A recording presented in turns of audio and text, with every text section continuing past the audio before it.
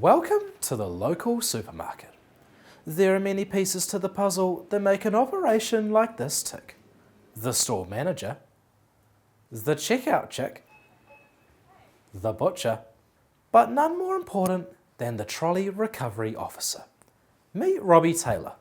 Like all trolley recovery officers, he wears a high-vis vest, gets paid minimum wage, and still lives at home with mum. Yeah, I live at home with mum. She says I should get a real job, but this is a real job, to be honest, and she needs to learn that.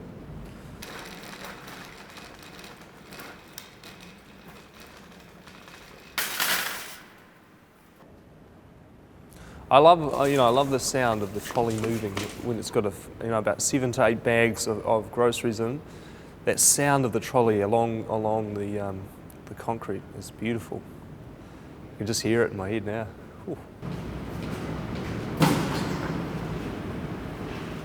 Yeah, sometimes you make mistakes, but as long as you know what you do about them is the right thing. Hey mate, you just hit my car? Sorry? You've just hit my car. Which car?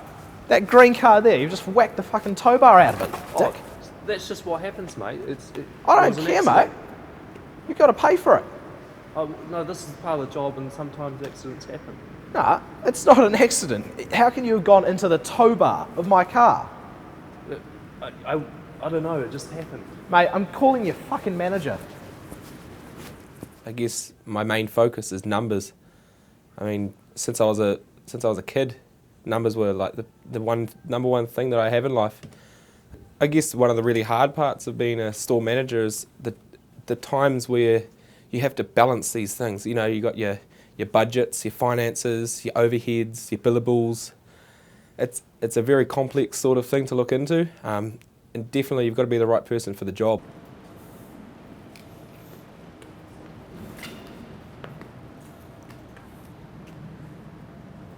There are times where I have to go down and tell him to buck his ideas up. We actually do receive a few complaints about the guy.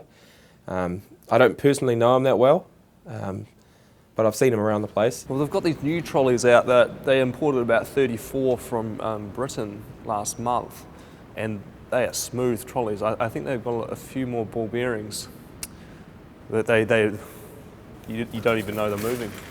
So smooth.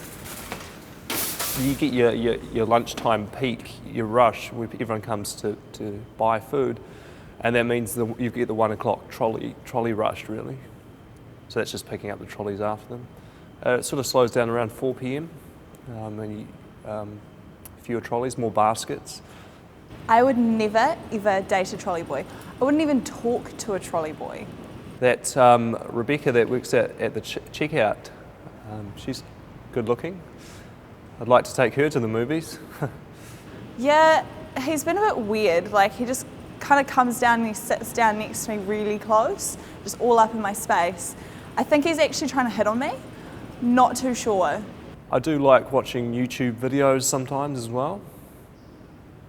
Especially the cat ones, they're pretty funny. In May this year, a bit of achievement for me, I actually got Employee of the Month for the first time. I beat John in the deli. Well, it's all the hard work and it's just being recognised by the manager that I've been working hard. He's seen that I've done a good job. Yeah, so I'm one of the butchers here at the supermarket. It's an alright job. Brings home the bacon, and it's a great opportunity to meet new people. This Briscoes trolley doesn't belong here. People are a bit stupid with the trolleys. It's obviously named Briscoes. He's a bloody dick, mate.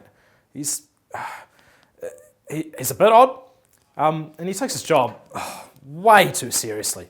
I get beef from my friends about being a butcher in a supermarket. Imagine what he gets for being a bloody trolley boy. The basic thing is the supermarket needs the trolley recovery officer. We are the most important part of the supermarket, and they can't deny that. We don't really need trolley boys at this place.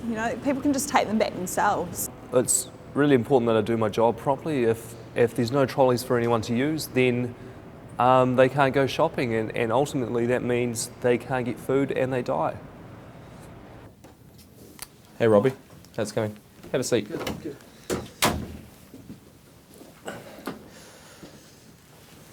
So, obviously, you've been working here for, what is it?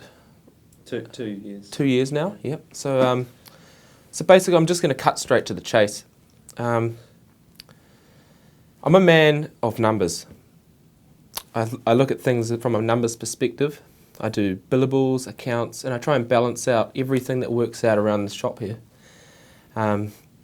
Obviously, I have to take into account staff and wages and all of these sort of things. And I've come to the conclusion that we're going to have to let you go. Sorry? We're going to have to let you go. Really? Yes. I'm sorry about this, Robbie.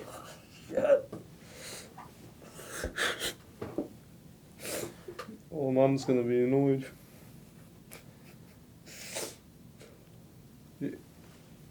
Why? Well, over the last few months, we've been receiving multiple complaints through emails, damages to cars, rude and standoffish behaviour. That I was just doing the job, and the trolleys need to be put back. Well, I'm sure you don't need to do that sort of stuff in this sort of job. I mean, it's not rocket science, the job, and I'm sure someone can do it without these sort of complaints coming in. But I got Employee of the Month in May. You see, that whole system that we have here, I actually just draw that out of a hat, and I just sign off the paper and give it out to the person. It actually doesn't mean anything.